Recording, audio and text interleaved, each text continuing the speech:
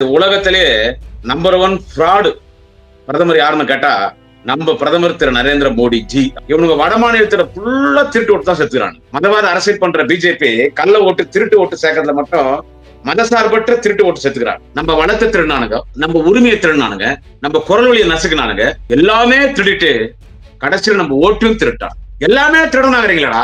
அந்த திருடன் கூட இங்க இந்த ஊர்ல உள்ளூர் திருடனா எடப்பாடி பழனிசாமி கூட்டு.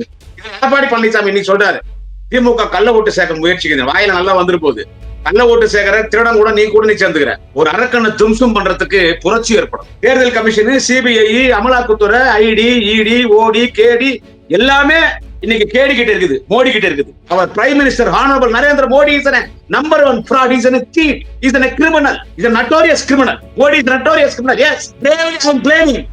Modi is a fraud. He is a criminal prime minister. அவ்வளவு பேரை சொல்லி ஊரை ஏமாத்துற ஃப்ராடு பசங்க பிஜேபி காரணங்க. கள்ள ஓட்டாடா சேகரிங்க, கள்ள ஓட்டு. மாணவர் புரட்சி இந்த நாட்டில் ஏற்பட வேண்டும். அந்த மோடி என்கின்ற மனிதனை நாடு கடத்த வேண்டும். இந்த மோடி என்கின்ற அந்த கேடியை நாடு கடத்த வேண்டும். மக்கள் விழித்துக் கொள்ள வேண்டும். மோடிக்கு சாவுமணி அடிக்கிற காலம் நெருங்கி விட்டது.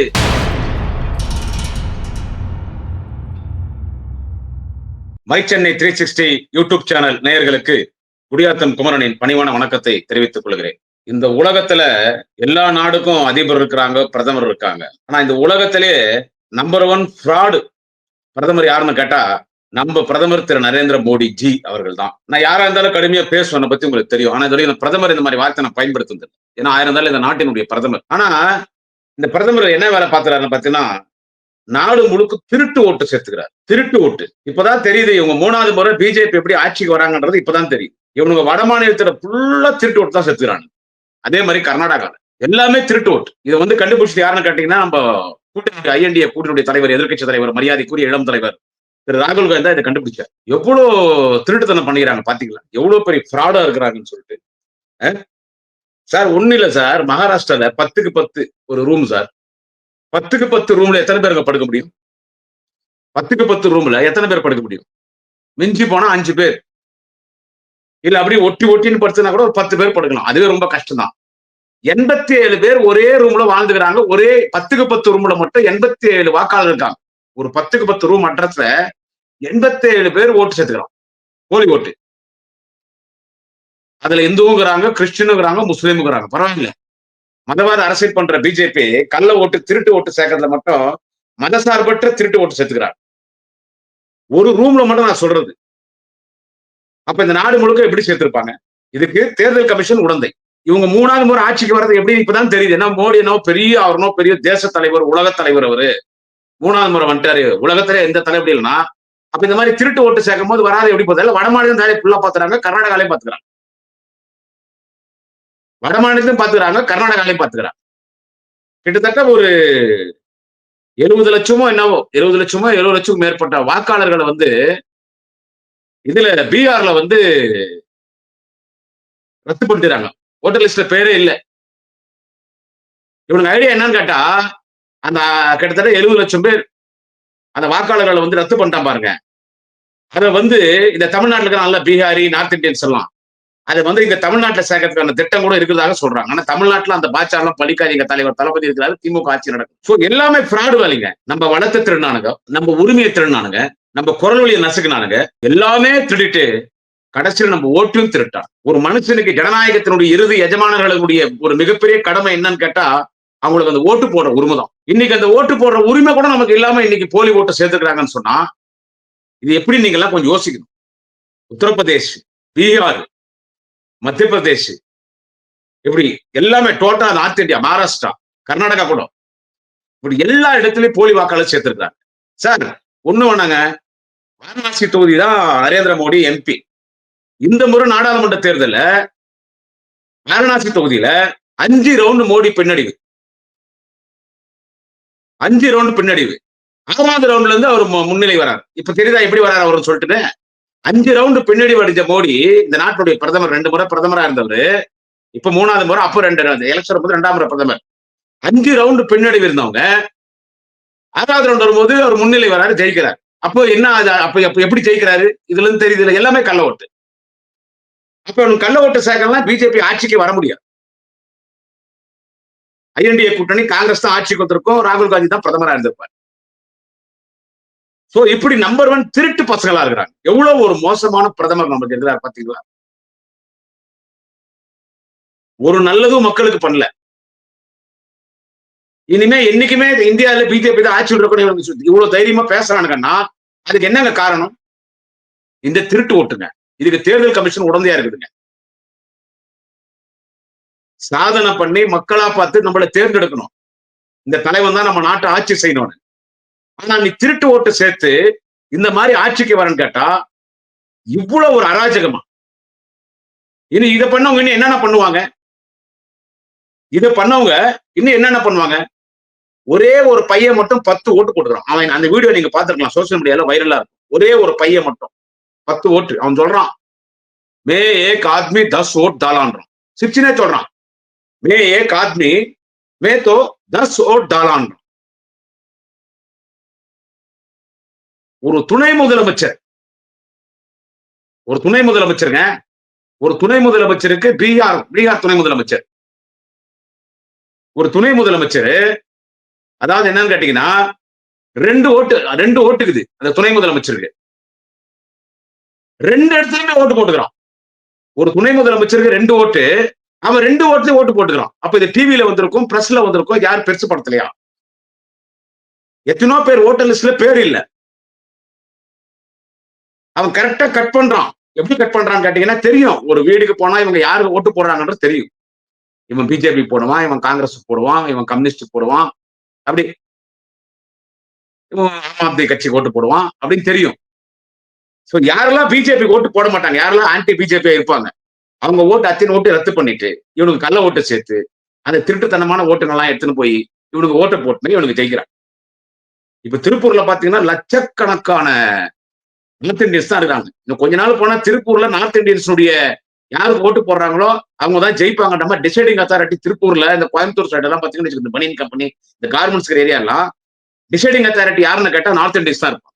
அதனாலதான் சொன்னாங்க எல்லாரும், இந்த நார்த் இந்தியன்ஸ்க்கு வாக்குரிமை கொடுக்க கூடாது, அவங்க அவங்கள ஓட்டு போட்டுக்கிட்டோம். எவ்வளவு ஃப்ராட் வேலை பண்ணிக்கிறாங்க பாருங்க, எவ்வளவு ஃப்ராட் வேலை.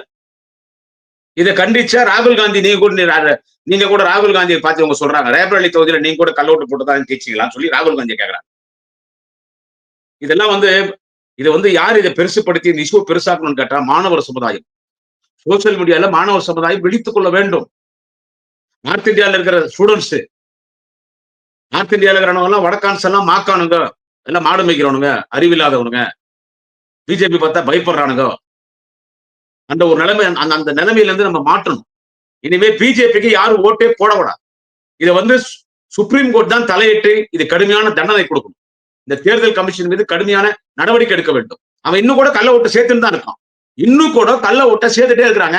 இப்ப இவனுக்கு எங்க, இப்ப மகாராஷ்டிரால பிஜேபி கூட்டணி ஆட்சிக்கு வருது. இப்ப எல்லா இடத்துலயும் பிஜேபி ஜெயிக்குது. எல்லா ஸ்டேட்லயும் நாங்க பிஜேபி வரோம், நாங்க பிஜேபி வரோம்னு சொல்றாங்கன்னா இவங்க எப்படி வராங்கன்னு இப்பதாங்க தெரியுது. நாங்க திமுக எங்க தமிழ்நாட்டுல ஆட்சிக்கு வருதுன்னா கஷ்டப்பட்டு மக்கள்கிட்ட போய் மக்கள்கிட்ட ஓட்டு கேட்டு மக்கள் தலைவர் தளபதி என்கின்ற மாபெரும் தலைவர் தான் இந்த நாட்டை ஆட்சி செய்ய வேண்டும் என்று, தலைவர் தளபதி ஆட்சி செய்ய வேண்டும், திமுக ஆட்சிக்கு வர வேண்டும் என்று மக்கள் வாக்களிக்கிறார்கள்.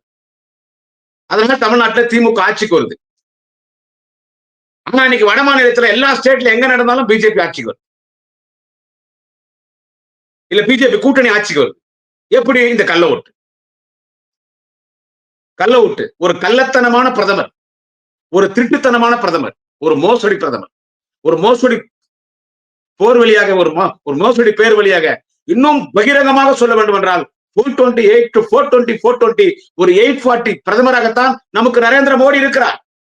நீ கள்ள ஓட்டு சேர்த்து நீ அதுல ஜெயிக்கிற, அதை நீ ஆட்சிக்கு வரனா அப்ப நீ எப்படி நான் உன்னை நல்லவன் சொல்றது? நீ ஒரு நல்ல தலைவர் எப்படி சொல்றது? மோடிய எல்லாமே திருடனாகிறீங்களா? அந்த திருடன் கூட இங்க இந்த ஊர்ல உள்ளூர் திருடன் எடப்பாடி பழனிசாமி கூட்டு. எடப்பாடி பழனிசாமி இன்னைக்கு சொல்றாரு, திமுக கள்ள ஓட்டு சேர்க்க முயற்சிக்குது, வாயில நல்லா வந்துரு போகுது, கள்ள ஓட்டு சேர்க்கிற திருடன் கூட நீ சேர்ந்துக்கிற. தமிழ்நாட்டுல நாங்க உஷாரா இருப்போம். இன்னும் நீ ஒரு ஓட்டு இங்க சேர்க்கிறன்னா அதை திமுக பரிசீலிக்கும். ஒரு பூத்திலையும் போய் திராவிட முன்னேற்ற கழகத்தின் தொண்டர்கள் பார்ப்பார்கள். இந்த பாய்ச்சாலாம் தமிழ்நாட்டுல பலிக்காது. மோடியினுடைய அந்த மோடி மஸ்தான் வேலை எல்லாம். எவ்வளவு மோசமான ஒரு பிரதமர்கள் நமக்கு. 15 லட்சம் ரூபாய் எல்லாம் அக்கௌண்ட்லயும் போடுறோம்னு சொல்லி ஏமாத்திட்டு, எல்லாமே ஏமாத்தம் தான் பிரதமர். இந்த தேர்தல் என்னங்க வாக்குறுதி கொடுத்தாங்க? டோல்கேட்டே கிடையாதுன்னு சொன்னாங்க. பிஜேபி ஆட்சிக்கு வந்தால் டோல்கேட்டே கிடையாதுன்னாங்க. இன்னைக்கு டோல்கேட்ல திருடுறோம். கார் வாங்குறது பெரிய விஷயம் இல்ல. அந்த டோல்கேட்ல அந்த பணம் கட்டுறதுக்கு இது பாருங்க. இங்க இருந்து கன்னியாகுமரிக்கு போயிட்டு வரணும்னா 3000 ரூபாய் அதுக்கு மட்டும் வேணும். அதுக்கு மட்டும் 3000 வேணும். ஒரு கன்னியாகுமரிக்கு போயிட்டு வரணும்னா ஒரு 3000. கன்னியாகுமரிக்கோ, மதுரைக்கோ நான் சொல்றது எங்க குடியாத்துல இருந்து, சென்னையில இருந்து. சோ எதுவுமே சொன்ன இந்த பிரதமர் எதுவுமே செய்யாம ஏன் செய்ய போறாங்க? இப்போ எதனா பண்ணலன்னா அடுத்த எலெக்ஷன்ல மக்கள் ஓட்டு போட மாட்டாங்க. இவங்களுக்கு அதை பத்தி பயமே கிடையாது. நான் எதுவும் செய்ய மாட்டேன். உன் ஓட்டு நம்பி யாரு இருக்கிறாங்க? நான் திருட்டு பையன். நான் தான் திருட்டு ஓட்டு சேர்த்து வச்சுக்கிறேன். நான் தான் கள்ள ஓட்டு சேர்த்து வச்சுக்கிறேன். அந்த கள்ள ஓட்டு என்ன ஜெயிக்க வைக்க போகுது. அவங்க ஏன் மக்களை பார்த்து பயப்பட போறாங்க? ஒரு ஆட்சியாளர் என்று சொன்னால் முதலமைச்சரோ, அமைச்சரோ, சட்டமன்ற உறுப்பினரோ, நாடாளுமன்ற உறுப்பினரோ, உள்ளாட்சி அமைப்பு பிரதிநிதிகளோ மக்களை பார்த்தா பயப்படணும். இந்த ஜனநாயகத்தின் இறுதி எஜமானர்கள் வாக்காளர் பெருங்குடி மக்கள்னு சொன்னா ஒரு அரசியல்வாதிக்கு யார் எஜமானன் என்று சொன்னால் மக்கள் தான் நமக்கு எஜமானர்கள். அந்த எஜமானர்களை பார்த்தா நம்ம கை கட்டி நிக்கணும், நம்ம மரியாதை கொடுக்கணும். நமக்கு முதலாளி மக்கள். அந்த மக்களை பார்த்தா பயப்படணும். ஆனா அவங்களுக்கு என்ன பிஜேபிக்காரங்க பிரதமர் மோடிக்கு அவங்களே மக்களை பார்த்து பயப்பட போறாங்க. நம்ம ஒழுங்கா ஆட்சி பண்ணாதான் அடுத்த முறை ஓட்டு போடுவாங்கன்னு மக்கள் மீது பயம் வைக்கணும். ஆனா இவங்களுக்கு என்ன? இவங்க ஏன் பயப்பட போறாங்க? நீ ஓட்டு போட கட்டி போடா. நான் வச்சுட்டு இருக்க ஓட்டு ஒரு தொகுதி லட்சக்கணக்கில் நான் சேர்த்து வச்சுக்கிறேன். ஒரு நாடாளுமன்ற தொகுதியிலும் சட்டமன்ற தொகுதியிலும் என் ஓட்டு என்ன ஜெயிக்க போகுது. அப்புறம் நான் ஏன் நல்லது பண்ணணும் அந்த மாதிரி நிலைமையில இன்னைக்கு இந்தியா போயிட்டு இருக்குங்க. ஒரு அரக்கனை தும்சம் பண்றதுக்கு புரட்சி ஏற்படும். அன்னைக்கு ரஷ்யாவில ஹிட்லரை ஒழிப்பதற்கு ஸ்டாலின் என்கிற ஒரு தலைவன் உருவானார். மக்கள் புரட்சி ஏற்பட்டது. பல அரக்க அமைச்சர்கள், பல மன்னர்கள், சர்வாதிகாரி மன்னர்களோட ஆட்சியை வீழ்த்துவதற்கு அந்த மாநிலத்தை அந்த நாட்டிலே மக்கள் புரட்சி ஏற்பட்டது. மன்னனை வீழ்த்தினார்கள். பல ஊர்களிலே மன்னனையே கொன்றார்கள். இது வரலாறு. இலங்கையில் என்ன நடந்துச்சு? அப்படி ஒரு மக்கள் புரட்சி ஏற்பட்டு இந்த ஆட்சியை வீட்டுக்கு அனுப்பணும். ஒருத்தரும் போய் ஓட்டர் லிஸ்ட்ல என் பேர் இருக்குதான் ஒருத்தரும் போய் செக் பண்ணணும். எங்க பேர் ஓட்டர் லிஸ்ட்ல இருக்குதா இப்பயே பார்க்கணும். இது ஒரு 7-8 மாசத்துல நமக்கு தமிழ்நாட்டில் எலெக்ஷன் வரப்போகுது. ஒரு ஓட்டர்ஸும் போயிட்டு இப்பயே போய் அந்த எலெக்ஷன் ஆபீஸ்ல போய் ஒரு ஊர்ல இருக்கும், தாலுகா ஆபீஸ் ஒரு ஊர்ல இருக்கும், போயிட்டு நம்ம பேர் ஓட்டர் லிஸ்ட்ல இருக்குதா. ஏன்னா இறுதி வாக்காளர் பட்டி வெளியிடும் போது ஓட்டர் லிஸ்ட் இருந்து நீக்கிட்டாங்கன்னா நம்ம சேர்க்க முடியாது. இது எல்லாரும் போய் பார்க்கணும் ஓட்டர் லிஸ்ட்ல நம்ம பேர் இருக்குதான்னு சொல்லி. ஏன்னா இந்த வேலையை இவங்க பாத்துறாங்கன்னா ஓட்டு சேர்க்கறது யூனியன் கவர்மெண்ட் தேர்தல் கமிஷன். தேர்தல் கமிஷனே இன்னைக்கு தேர்தல் கமிஷன், சிபிஐ, அமலாக்கத்துறை, ஐடி, இடி, ஓடி, கேடி எல்லாமே இன்னைக்கு கேடி கிட்ட இருக்குது, மோடி கிட்ட இருக்குது, எல்லாமே அவங்க கிட்ட இருக்குது. அப்புறமா இந்தியாவுடைய நிலைமை என்னன்னு யோசிச்சு பாருங்க. என்ன ஆக போகுது இந்தியா? அப்போ 200 வருஷத்துக்கு மேல ஆங்கிலேயர் நம்மள ஆட்சி பண்ணான். அவன் ஆட்சியில கூட இப்படி இல்லை. அவன் நம்ம நாட்டை முன்னேற்றி தான் போனான். ஆனா இன்னைக்கு ஆங்கிலேயரோட விட ஒரு மிகப்பெரிய சர்வாதிகாரியாக இன்றைக்கு ஒரு மோடி என்கிற ஒரு மனிதர் இந்த நாட்டிலே பிரதமராக இருந்து கொண்டு இன்றைக்கு இவ்வளவு அக்கிரமம் நடந்திருக்குதுன்னு கேட்டா மக்கள் இதுக்கு ஒரு நல்ல தீர்ப்பு கொடுக்கும். சார் நான் சொல்றேன் சார், 10க்கு 10 ரூம் சார். சகோதர சகோதரிகளே, 10க்கு 10 ரூம்ல 87 ஓட்டு சேர்த்துக்கிறோம். அப்ப அந்த 10க்கு 10 ரூம்ல 87 ஓட்டுனா அப்ப எத்தனை இடத்துல எப்படி பண்ணிருப்பான்? தெருவுக்கு ஒரு 200 ஓட்டு 300 ஓட்டு கள்ள ஓட்டு சேர்த்துக்கிறான்னா இது எவ்வளவு ஒரு அராஜகம். இது எவ்வளவு அராஜகம். இது இந்த மாதிரி உலகத்துல எங்குமே நடந்திருக்காதுங்க. உண்மையிலே சொல்றேன், இந்த மாதிரி உலகத்துல எங்குமே நடந்திருக்காது. இந்த அநியாயம், இந்த அக்கிரமம் எங்குமே நடந்திருக்காது. இதுல ஒரு மோடி அப்படியே ஒரு பெரிய மக்கள் தெரியுமா ஸ்டேஜில் வரதான், அப்படியே படுத்து மக்களை கும்பிடுறதான், கையெழுத்து கும்பிடுறதான், road show போறதான். fraud, number 1 fraud. Our Prime Minister Honorable Narendra Modi is a number 1 fraud. He's a cheat. He's a criminal. He's a notorious criminal. Modi is a notorious criminal. Yes. Bravely I'm blaming. Modi is a fraud. He's a criminal Prime Minister. We don't want like this criminal Prime Minister. இப்படிப்பட்ட ஒரு மோடி எங்களுக்கு தேவையில்லை. வடமாநிலத்தின் மக்களை சேர்த்துக் கொள்ள வேண்டும். இதுக்கெல்லாம் ஒரு முடிவு பெற வேண்டும். அவ்வளவு பேரை சொல்லி ஊரை ஏமாத்துற ஃப்ராடு பசங்க பிஜேபி காரணங்க கள்ள ஓட்டாடா சேகரிங்க. கள்ள ஓட்டு மக்கள் விழித்துக் கொள்ள வேண்டும். இளைஞர் புரட்சி இந்த நாட்டில் ஏற்பட வேண்டும். மாணவர் புரட்சி இந்த நாட்டில் ஏற்பட வேண்டும். அந்த மோடி என்கின்ற மனிதனை நாடு கடத்த வேண்டும். தமிழ்நாட்டுல மட்டும் அந்த வேலை நடக்காது. அந்த வேலை தமிழ்நாட்டுல நடக்காது. அவங்க அந்த ஐடியா இருக்கிறாங்க. பீகார்ல அந்த நீக்கிற லட்சக்கணக்கான ஓட்டை இங்க சேர்க்கறதுக்கான முயற்சிகள் இருக்காங்க. அப்படி ஒரு ரிப்போர்ட் இருக்கு. இங்க தலைவர் தளபதி என்கின்ற ஒரு மாபெரும் தேச தலைவர் முதலமைச்சர் இங்க வேலை நடக்காது. எனவே இந்த மோடி என்கின்ற அந்த கேடியை நாடு கடத்த வேண்டும், மக்கள் விழித்துக் கொள்ள வேண்டும் என்பதை இதை ராகுல் காந்தி கையில் எடுத்திருக்கிறார். அவரோடு தலைவர் தளபதி ஸ்டாலின் போன்ற தலைவர்கள் இருக்கிறார்கள். மோடிக்கு சாவுமணி அடிக்கிற காலம் நெருங்கி விட்டது. கள்ள ஓட்டு சேர்த்த ஒரு கள்ளத்தனமான ஒரு மனிதர் மோடிக்கு இந்த நாட்டு மக்கள் நல்ல பாடத்தை புகுத்துவார்கள். மீண்டும் சொல்லுகிறேன், எல்லாரும் விழித்துக் கொள்ள வேண்டும். ஒரு ஊழலாட்சி, ஊழல் பண்றான், திருட்டான், அதை விட மோசமானது இது. நமக்கு இருக்கிற ஒரே ஒரு உரிமை ஓட்டு உரிமைங்க. அதையும் நம்ம கிட்ட இருந்து இந்த மோடி பறிக்கிறாருன்னா, இப்படிப்பட்ட ஒரு மோடி என்ற மனிதர் இந்த நாட்டில பிரதமராக இருக்க வேண்டுமா?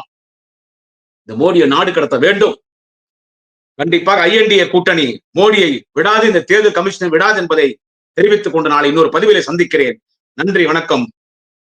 குடியாத்தம் குமரன். எங்க மாவட்டத்துல ஆரம்பிச்சு இது டயலாக் வச்சிருக்காங்க, போறோம் போட்டோம் வெளியேறுங்க. யார் அப்பமுட்டு கட்சி இது? வைகோ சொன்னது தொண்டர்களால் உருவாக்கப்பட்ட கட்சி, எங்களை வெளில போன்னு சொல்றான். கட்சி நடத்த நினைக்கிற யாரும் கட்சி விட்டு வெளில போக சொல்ல மாட்டான். கட்சி நடத்த நினைக்கிற யாரும் கட்சி விட்டு யாரும் வெளில போன்னு சொல்ல மாட்டான். ஒருத்தர் எப்படி கொண்டு வர்றதுன்னு தான் பார்ப்போம். சரியா? அப்போ தலைவர் வைகோ இந்த மாதிரி இருக்கிற நபர்களுடைய பேச்செல்லாம் கேட்கிறார் அப்படிங்கறத விட, இங்க சம்திங் வாஸ் டிசைடட்.